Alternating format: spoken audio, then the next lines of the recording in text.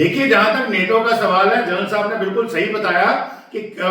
खाली यूरोप ही डिपेंडेंट नहीं है अमेरिका के ऊपर, अमेरिका भी डिपेंडेंट है। अमेरिका के जो मेजर थर्ड सिस्टम है, एयर डिफेंस सिस्टम्स हैं, वो अम्ब्रेला जगह जगह फैला हुआ है, और साथ में जितने न्यूक्लियर वेपन्स हैं वो भी इन कंट्रीज में हैं, और बिना बताए हुए, जैसे पाकिस्तान एक हो सकता है, टर्की हो सकता है, तो ऐसे कुछ और भी कंट्रीज हैं। और फिर उनके मतभेद भी बड़े जबरदस्त हैं। एक इसमें इस युद्ध में तो है ही है, इसके अलावा जब ग्रीनलैंड के ऊपर अमेरिका ऑक्यूपाई करने की कोशिश कर रहा था, तो ग्रीनलैंड जो एक सेमी ऑटोनोमस रीजन है डेनमार्क का, नेटो ने ऑलरेडी, यूरोपियन कंट्रीज ने, यूरोपियन यूनियन ने ऑलरेडी डिसाइड किया था कि हम अपनी फौजें वहां भेजेंगे, और कुछ कंट्रीज ने भेज नहीं दी थी। तो इस तरीके से ये एक किस्म का गिव एंड टेक है। और हमें पता है कि जो राष्ट्रपति ट्रंप हैं वो थोड़े से बड़बोले हैं, वो सोचते हैं कि वो बिजनेसमैन की तरह से भड़काएंगे, धमकाएंगे तो अगला मान जाएगा, but it is a two way process, तो टूटने के चांसेस बहुत कम है। अगर ये कुछ अगर होता भी है, तो अगर ये मान लो जो वार्ता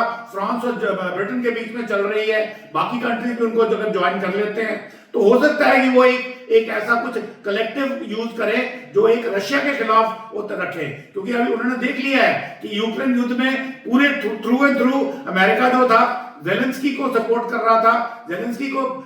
वेपन्स दे रहा था या जो भी कर रहा था। अल्टीमेटली जब उसका काम खत्म हो गया, जब उसने वेनेजुएला जाना था या यहाँ पे ईरान पे आना था, तो उसने प्रेसिडेंट पुतिन के साथ हाथ मिला लिया, उसको अपने यहाँ वार्ता के लिए इनवाइट कर लिया। उसके अंदर जो गुपचुप G7 G8 में उनको वापस शामिल करने की जो उनको आश्वासन दिया है, तो वो सब चीजें यूरोपियन नेशंस के लिए एक बहुत बड़ा खतरा है। Please like and subscribe.